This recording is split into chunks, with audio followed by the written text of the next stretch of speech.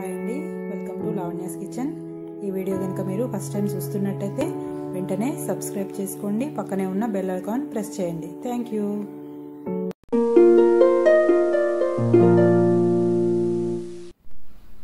Hi అండి, ఈరోజు లావణ్యాస్ కిచెన్లో చింత చిగురు రోటి పచ్చడి ఎలా తయారు చేయాలో చూద్దాం. ముందుగా దానికి చింత చిగురు మార్కెట్లో దొరుకుతుందండి, ఇలా తెచ్చుకోవాలి.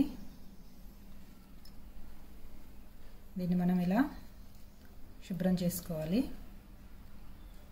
ఆకు వరకు ఇలా చేత్తోని గిల్లుకొని ఇలా తీసేసుకోవాలి. ఇలా ఇవన్నీ సపరేట్గా చేసుకొని ఆకు వరకు నీట్గా చేసి పెట్టుకోవాలి. ఇలా మనం శుభ్రం చేసుకున్న చింత చిగురు 50 గ్రాములు ఉంటుందండి. దీనికి ఒక ఉల్లిపాయ ఇలా పెద్ద ముక్కలుగా కట్ చేసి పెట్టుకున్నాను. దానికి సరిపడా కారం, సరిపడా ఉప్పు. ముందుగా మనం ఉల్లిపాయలు వేసుకొని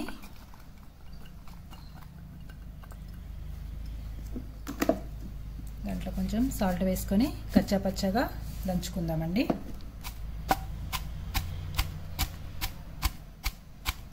మరీ మెత్తగా ఉండొద్దు, కొంచెం కచ్చా పచ్చగానే ఉండాలి. ఉల్లిపాయ కొంచెం మనకి మెదిగిందండి. ఇందులో కొంచెం కారం వేసుకుందాం.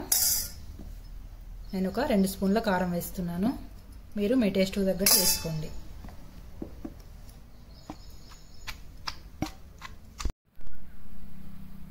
ఉల్లిపాయలో కారం ఇలా మిక్స్ అయిపోయింది మనకి. ఇప్పుడు దీంట్లో చింత చిగురు వేసుకుంటూ దంచుకోవాలి.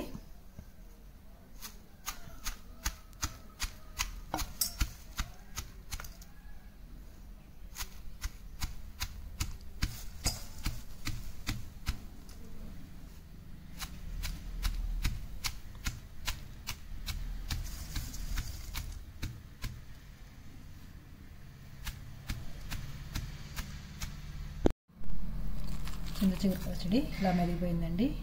ఇలానే పీసెస్గా ఉండాలి, మరి మెత్తగా ఉండొద్దు. ఇప్పుడు మనం ఇది గిన్నెలోకి తీసుకుందాం.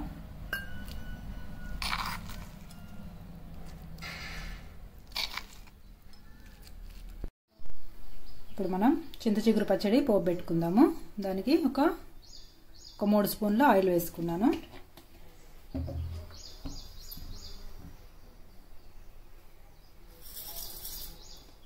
దీంట్లో మనం పోపు దినుసులు వేసుకుందామండి. శనగపప్పు, మినపప్పు, ఆవాలు, జీలకర్ర.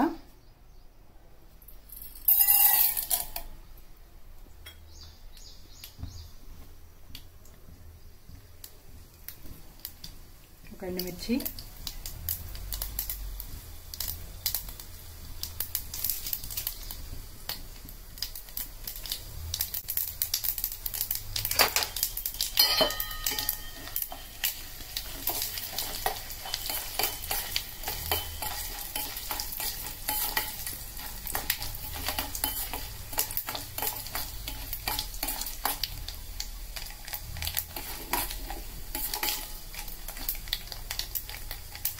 తాలింపు మనకి చిట్టుపట్లాడిన తర్వాత కరివేపాకు వేద్దాము. వేసి దాంట్లోనే పసుపు వేసుకున్నాము. ఆయిల్లో పసుపు వేస్తే మంచి కలర్ వస్తుందండి, అందుకని పోపులోనే వేస్తాను నేను. ఇప్పుడు ఇది దంచుకున్నది దీంట్లో వేసేసి కలిపేద్దాము.